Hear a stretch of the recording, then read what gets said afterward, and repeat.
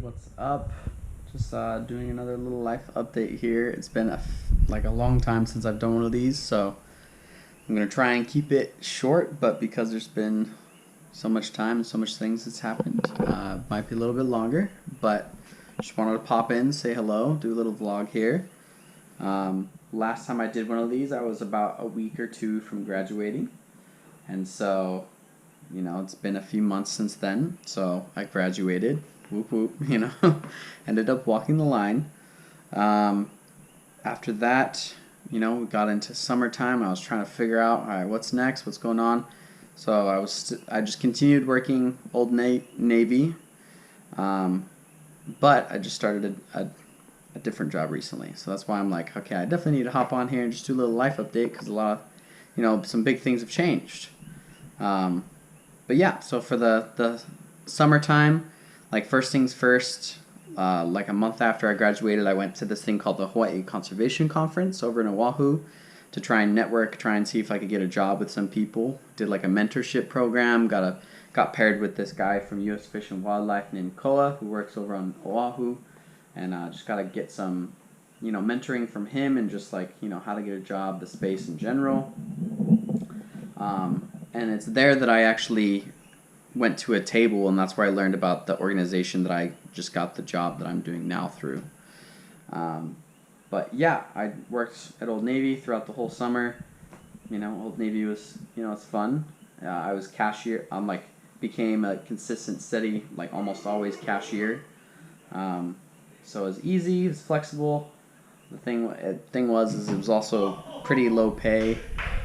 Probably hear my dad being a goofball in the background. Pretty low pay and just also really repetitive.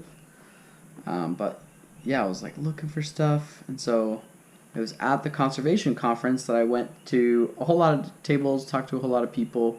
One of the tables I went to was this organization called Kupu, which I had heard of before, and I know some people that did one of their programs, but I didn't know how extensive it was and how many opportunities there were in Kupu.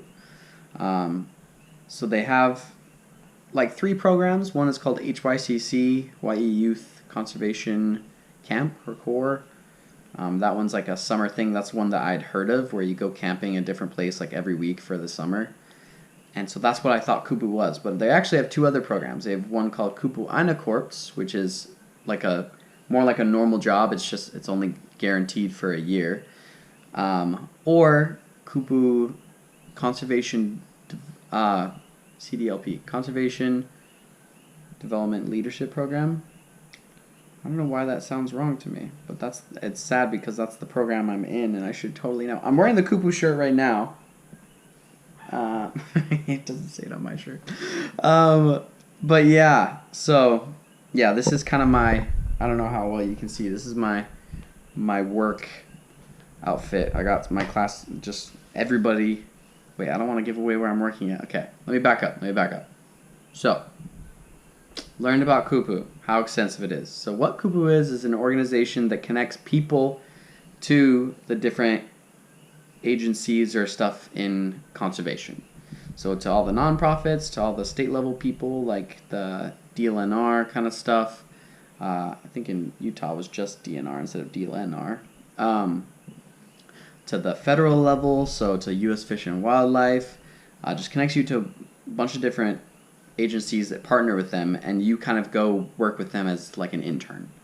So the Kupu Aina Corps is more like a normal job, you're paid per hour. The CDLP, the one that I am now a part of, it's interesting. They give you a living allowance, and so you can do the math and figure out how much you'd be paid hourly, but it's a little bit different.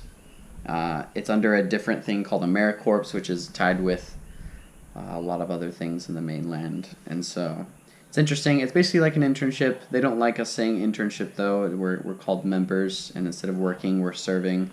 It's just a whole thing with AmeriCorps. But awesome opportunity. And so what I ended up doing is I applied to the Kupu Aina Corp first because one of the benefits of the CDLP is you get a scholarship at the end, which I don't need because I'm graduated now. So I didn't apply to the CDLP at first, but then I wasn't really getting offers with the Kupu Aina Corp. So I got one for Maui working in forestry, which I couldn't make work and just wasn't super interested in. But then I also applied to CDLP, and that's how I got offered the position I'm in now. So I currently work with Hawaii Volcanoes National Park. So the national park here, and so the position I'm working is with the planning compliance team. So they're the people that's like kind of the rule keepers, because compliance means like making sure anything that the park is doing, any planning, plans, different stuff, it's following all the laws and rules and stuff, making sure that they're not affecting the environment is a big part of it. And just, yeah, so planning. So if they buy a new piece of land, planning out what they're going to do with it. What, there's a lot to it. It's more of like an admin kind of part of the park. And so it's me and another intern named Mia. And so she's from the mainland. And I'm very glad that there's another intern. So like we're both kind of like learning together. So that way it's like when you're learning something alone, it can be a little bit more daunting. But it kind of feels a lot more casual when there's like another person that's interning. So that's been cool. And so yeah, I started the job last week, so it's currently Thursday. I started it last Monday, not this past Monday, but the last one. And there's already been so much stuff that's happened. I'll get into that in just a second. Before I get into that, another life update is I got a new car. So I think that is kind of crazy. So I've So I think at the time of when I made the last, yeah, I know for sure actually, the time when I made the last update, I had my Mercury.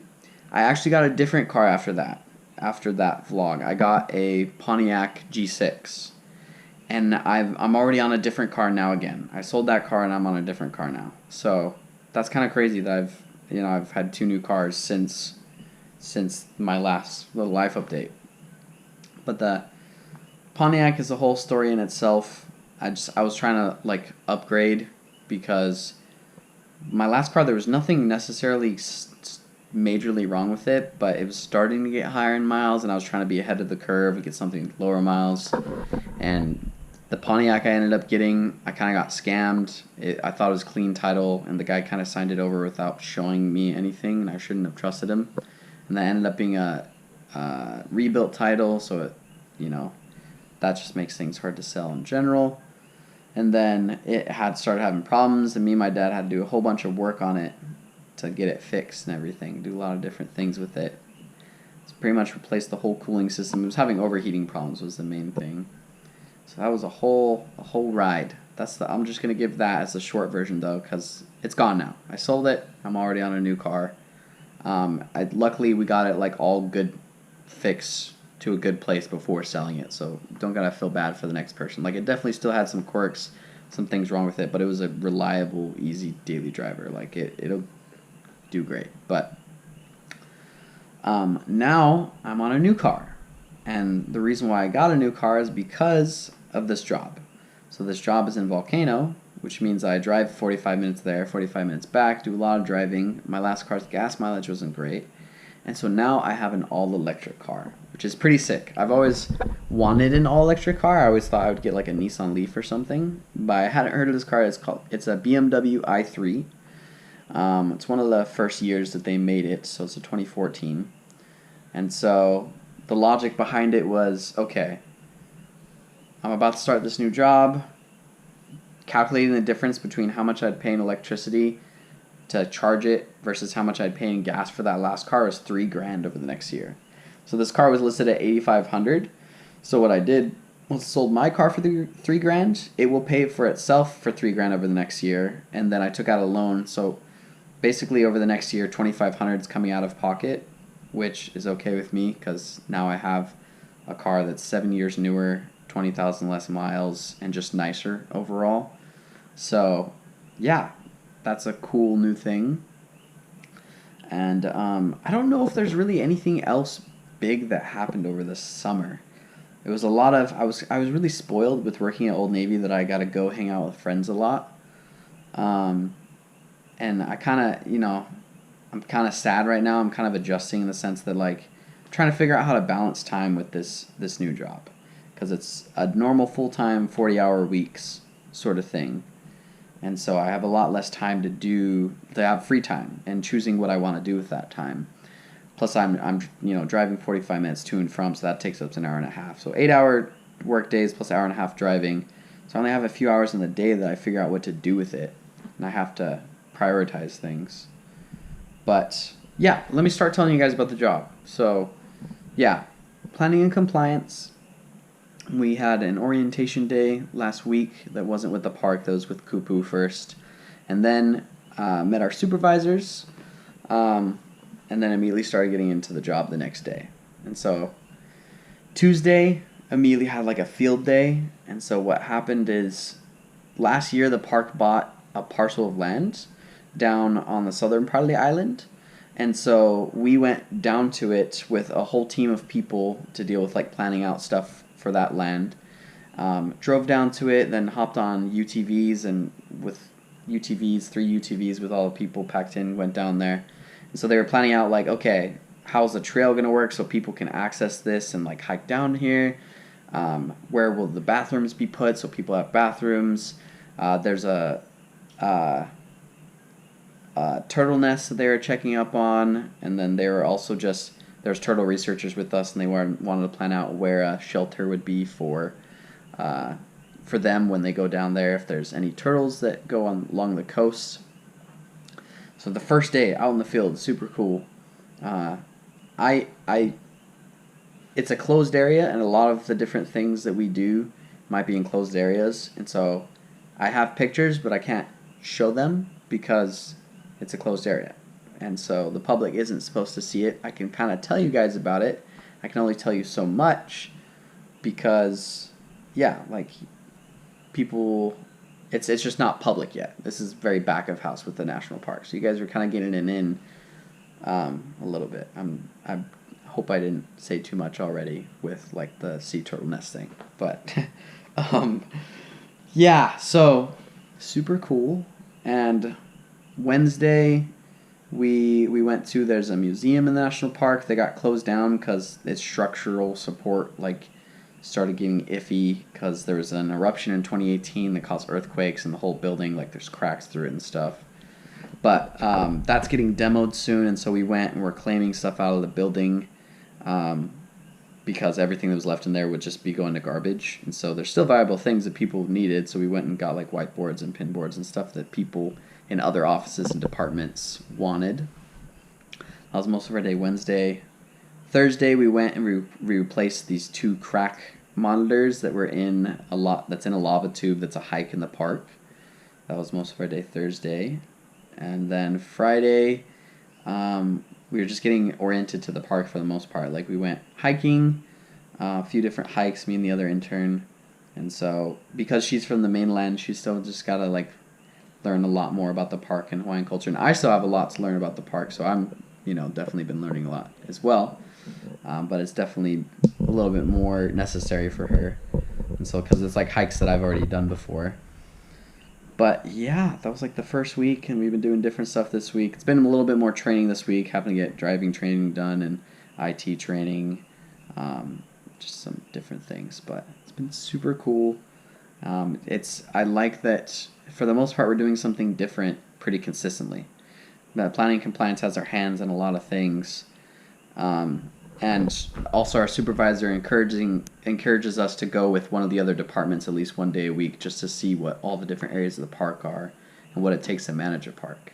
So I'm going to be doing stuff with, there's the interpretation department. Those are like the park rangers that are in the visitor center telling people about the park, or the ones doing the tours. There's the native plant restoration team, going with them and just replanting stuff. Or working in the nursery. There's the turtle team, going with them, maybe going out camping and stuff, going to monitor sea turtle nests. There's the cultural resources team. I don't know if I'm going to be working much with them. I think they have a decently sized team, so I don't know if they need help, but maybe with them.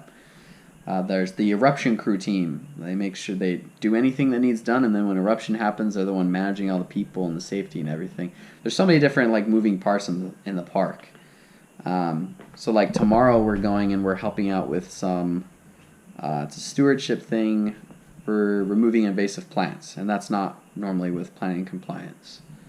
So, yeah, a lot of stuff. I feel like this is just a puke. I'm not very organized with how I'm telling all this. It's just so much.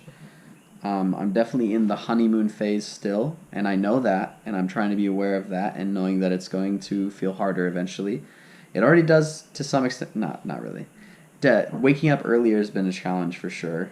I have to wake up at 5 a.m.